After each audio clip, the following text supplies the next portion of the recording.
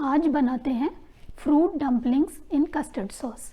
इस पुडिंग को बनाने के लिए कस्टर्ड सॉस के लिए हमें चाहिए कस्टर्ड पाउडर, मिल्क और उसके साथ चीनी।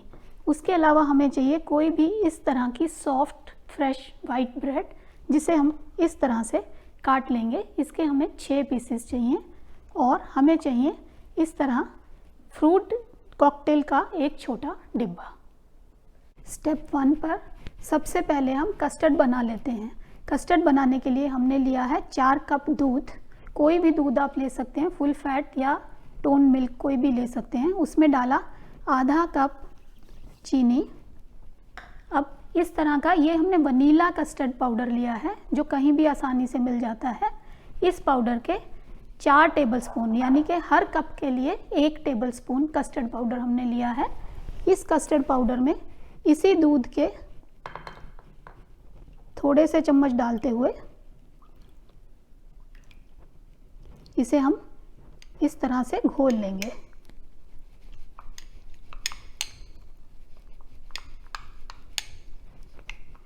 लम्स को अच्छी तरह से ख़त्म कर लें। अब शुरू करते हैं कस्टर्ड बनाना। दूध और चीनी जो हमने इसमें मिलाए थे, इसे गैस पर चढ़ाकर हमने थोड़ा गरम कर लिया है। अब इसमें मिलाएंगे ये कस्टर्ड का घोल। इसे एक बार पहले हिला लें ताकि नीचे कुछ लगा हुआ ना रहे। अब इसे धीरे धीरे हिलाते हुए, इस तरह से हिलाते हुए धीरे धीरे डालें, नहीं तो लम्स पड़ जाएंगे।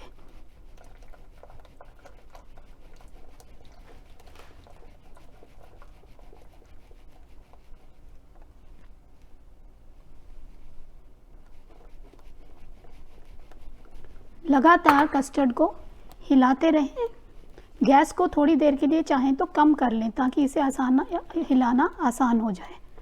देखें कस्टर्ड बनना शुरू हो गया है। इसको अब हम अभी थोड़ी देर और पकाएंगे। कस्टर्ड इस तरह से उबलने लगा है। इसे लगातार चलाते रहें और उबलने के 1-2 मिनट पकाने के बाद गैस को बंद कर दें। कस्टर्ड हमारा तैयार हो गया है। इस तैयार कस्टर्ड को अब हम ठंडा करने के लिए रख देंगे। तो हमने बनाया था पूरी तरह से ठंडा हो चुका है। अब हम तैयारी करते हैं अपने डम्पलिंग्स बनाने की। इस कस्टर्ड में से आधा कस्टर्ड हम अलग करके एक बर्तन में डाल लेंगे। इसी बर्तन में 1 कप दूध मिलाते हुए हम इसे थोड़ा पतला कर लेंगे। अब हमारे पास 2 तरह का कस्टर्ड है। एक है ये पतला किया हुआ कस्टर्ड और एक है ये गाढ़ा कस्टर्ड। दोनों को हमने अलग कर लिया है। उसके अलावा फ्रूट्स इस तरह से डिब्बे में निकाल के छन्नी में छान के इसका पानी हमने अलग कर दिया है। इन फ्रूट्स के छोटे छोटे टुकड़े काट लेंगे और इसमें जो चेरी का हिस्सा है इस तरह से इसे हम अलग कर लेंगे, जो बाद में सजाने के काम आ जाएगा। ब्रेड को 6 पीसेस को हमने इस तरह से इसकी चारों साइड्स काट कर तैयार कर लिया है। तो चलिए अब बनाते हैं अपने डम्पलिंग्स। डम्पलिंग्स हम हाथ से ही बना सकते हैं, इसलिए पहले मैंने अपने हाथ धो लिए हैं। तो अब हम लेंगे थोड़ा सा पतला वाला कस्टर्ड, एक प्लेट में जितना चाहिए। इस ब्रेड के पीस को इसमें डिप करते हुए इस तरह से हम इसे हाथ में लेकर इसमें रखेंगे ये फ्रूट्स। जितने फ्रूट्स ब्रेड के हिसाब से डाल लें और इसे इस तरह से पकड़ते हुए हल्का दबाते हुए इसका एक बॉल की तरह डम्पलिंग बना लें। ये बन गया है। इसे हम इस तरह से इसमें रख रहे हैं। ये हमने डिप किया इस तरह से।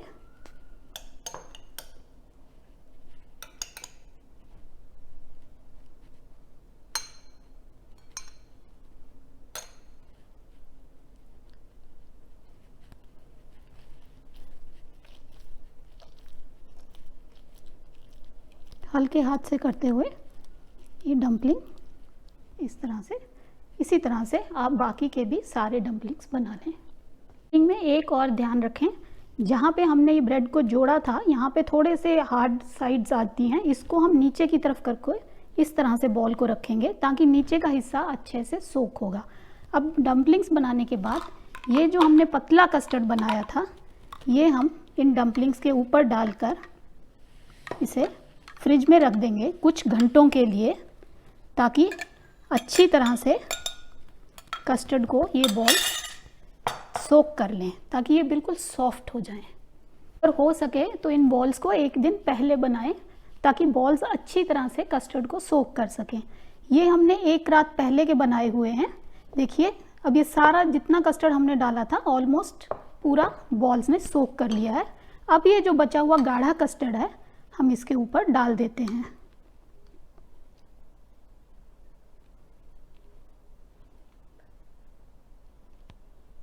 पुडिंग की सक्सेस का राज है कि जो ब्रेड हमने इस्तेमाल की है वो इतनी सोक हो जाए कस्टर्ड में कि खाने वाले को ये नहीं पता चले कि ये ब्रेड है या क्या है। इसलिए ब्रेड का सोक होना बहुत ज़रूरी है। अब हम इसको फिर से थोड़ी देर के लिए फ्रिज में रखेंगे और फिर कंप्लीट करते हैं अपनी पुडिंग। पुडिंग जब तक फ्रिज में और ठंडी हो रही है तब तक हम उसको सजाने की तैयारी करते हैं। इस तरह से कोई भी ड्राई बिस्किट आप ले सकते हैं, किसी भी किस्म के। हमने ये इस तरह ग्लूकोज बिस्किट लिए हैं और उन्हें एक जिपलॉक बैग में डालकर इस तरह कूटते हुए इसका मोटा मोटा चूरा कर लें। बचे हुए फ्रूट्स को जो बॉल्स में डालने से बच गए हैं उन्हें इस तरह से कस्टर्ड में इधर उधर डाल दें और बाकी के जो बचे फ्रूट्स हैं उनको बचे हुए कस्टर्ड में भी डाल दें।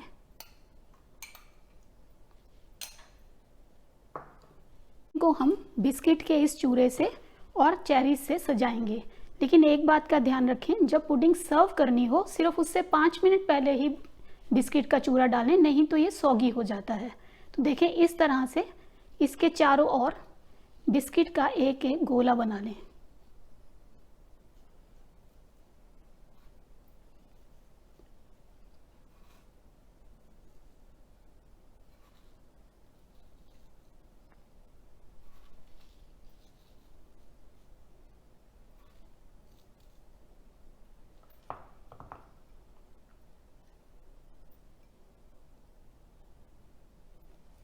पुडिंग इस तरह से हमारी गार्निश होकर अच्छे से तैयार हो चुकी है। अगर जो बचा हुआ बिस्किट और कस्टर्ड जो है वो आप पुडिंग के साथ सर्व करें, इसे बहुत अच्छा लगता है। जब खाने वाले ऊपर से क्रिस्पी बिस्किट और थोड़ा कस्टर्ड अलग से डाल के खाते हैं तो पुडिंग का स्वाद दुगना हो जाता है।